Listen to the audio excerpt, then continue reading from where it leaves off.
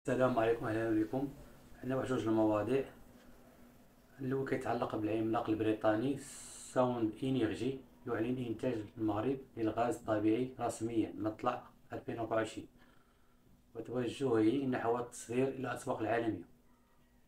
الموضوع الثاني، محمد عروشي يبرز خلفيه التعاون العسكري بين المغرب والدول الافريقيه. اخي واختي، اذا كنت اول مره تشوف هذه القناه وعجبك المحتوى فما تنساش الاشتراك والبارتاج، وشكرا لكم.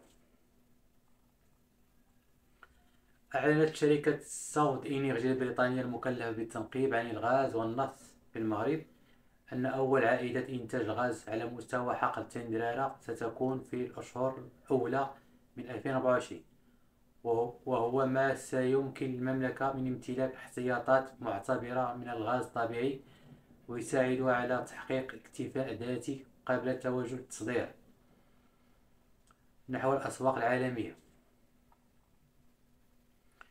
جاء هذا الإعلان على لسان غراهام ليون الرئيس التنفيذي لشركة ساوند إنرجي، الذي أكد في بيان صحفي بمناسبة نشر النتائج السنوية للشركة البريطانية على التسويق خلاف الشركة مع السلطات الضريبية المغربية بصفة نهائية.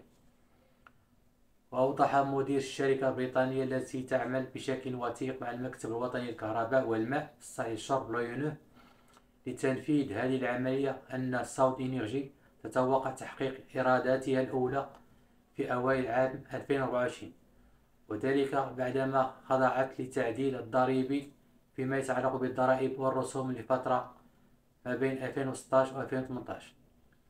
وأبرمت ساوند إنرجي على إثر ذلك اتفاقا شاملا لتسوية نهائية لنزاعاتها الضريبية مع السلطات الضريبية المغربية تحت طائلة أن المحكمة تقبل سحب جميع القضايا. الرئيس التنفيذي لشركة ساوند إنرجي ثمن في هذا الإطار أيضا على ما وصفه التقدم الحقيقي الملموس الذي حققته الشركة في السنة الماضية 2022، مشيرا إلى أن اكتشافات العملاق البريطاني في المغرب ستمكنه من الصدارة وتخلق له ثروة محلية وفائضة للتصدير. ووقعت شركة ساوند إنرجي البريطانية في 2021 مع المكتب الوطني للكهرباء والماء الصحي للشرب بينوا اتفاقية ملزمة لبيع الغاز الطبيعي من امتياز تندرارة على مدى 10 سنوات، حيث التزمت الشركة بإمداد المكتب ب 350 مليون متر مكعب من الغاز سنويا عبر الأنبوب المغاربي الأوروبي.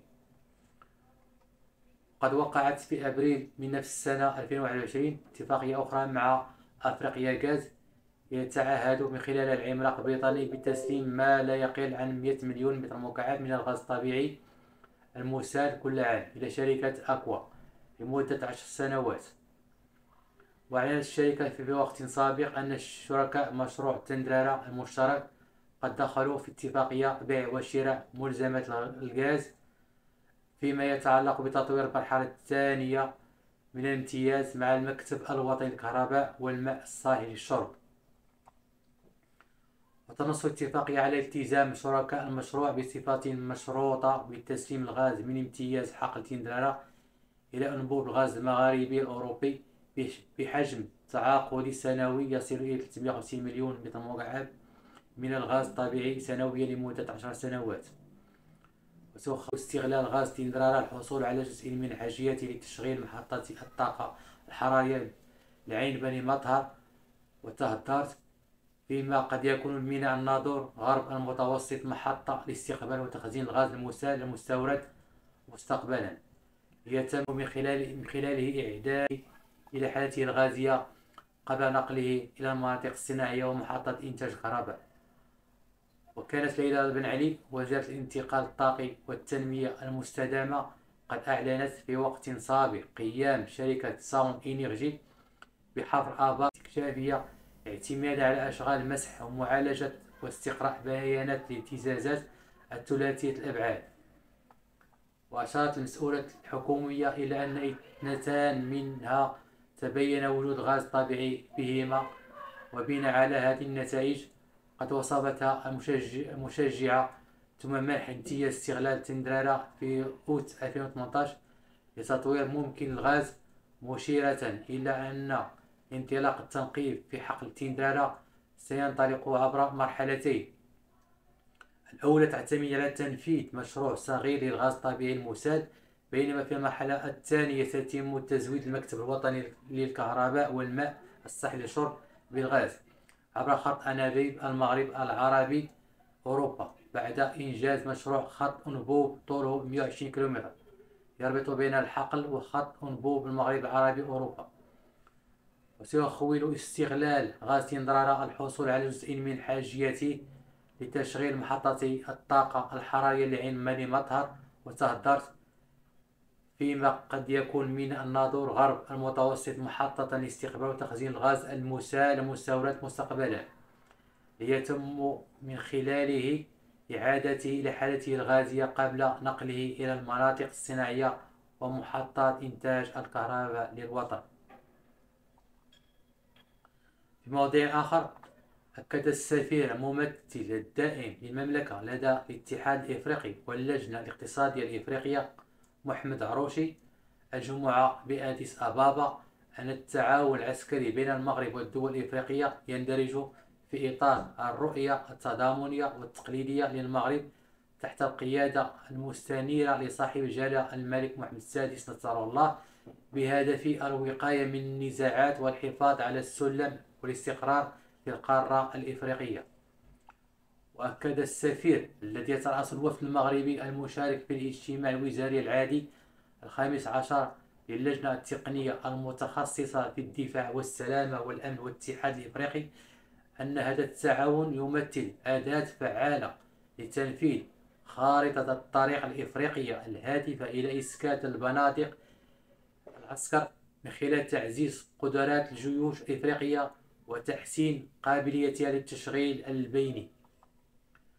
وأبرز أن هذا التعاون يغطي عدة مجالات، بما في ذلك التكوين والتدريب والدعم التقني واللوجستي وتبادل الخبرات والمساعدة الإنسانية والمشاركة في عملية الحفظ السلام، موضحا أن المملكة تبذل جهودا كبيرة في مجال حفظ السلام من خلال مشاركتها في 6 بعثات للأمم المتحدة بإفريقيا وفي القاعدة اللوجستية للاتحاد الإفريقي بالكاميرون. فيما أشار الدبلوماسي المغربي إلى أن إحداث مركز للتميز لعملية حفظ السلام مؤخرا بالمغرب سيساهم في توفير التكوين لفائدة الخبراء العسكريين والمدنيين وقوات الشرطة، وكذلك لفائدة المنظمات الإقليمية والقارية والدولية، فيما في ذلك الاتحاد الإفريقي والأمم المتحدة.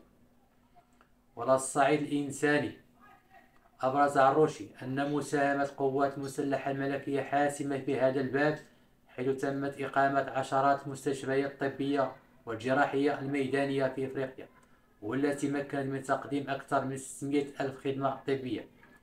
وأكد الدبلوماسي المغربي أن العمل الإنساني للمملكة تجاه القارة الإفريقية قد تجسد بشكل واقعي من خلال دعمها التقني واللوجستي لصالح البلدان الإفريقية الصديقة المتضررة من الأزمات أو الكوارث، لا سيما خلال تفشي جائحة كوفيد-19.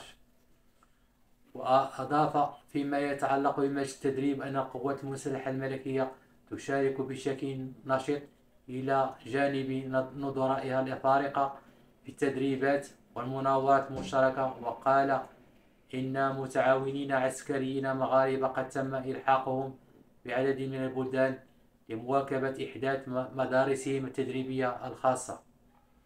وأشار الدبلوماسي المغربي إلى أن المملكة وبفضل الخبرات التي تراكمتها منذ الستينات تتمتع بقدرات وخبرات معرفية تمكنها من المساهمة على مستويات مختلفة في تعزيز السلم والأمن في إفريقيا. وبخصوص التكوين العسكري، أبرز محمد عروشي أن المغرب يستقبل سنويا متدربين أفارقة لمتابعة تدريبات داخل مؤسسة القوات المسلحة الملكية. بالإضافة إلى ذلك يتم إرسال فرق متنقلة تابعة للقوات المسلحة الملكية لتقديم تكوينات محددة بعدد من البلدان الشريكة كما يتم تعزيز التعاون في مجال التكوين بشكل أكبر من خلال الشراكات التي يتم